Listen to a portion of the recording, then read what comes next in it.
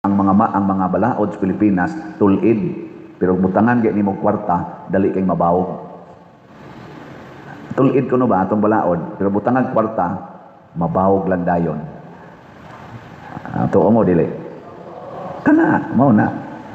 Kanang kwarta mao gina siya ang dako kayong kontras Ginoo. Gideclare na sa ni Hesus dinhi sa Pilipinas. Pilipinas dinhi sa kalibutan nga niingon siya, di gyud mo makaalagad sa duha ka agalon, di pwede ninyong alagaran ang Ginoo ug ang salapi. Ang kwarta muna kanang mga tawo mangwarta mabawog gid ang ilang kinabuhi.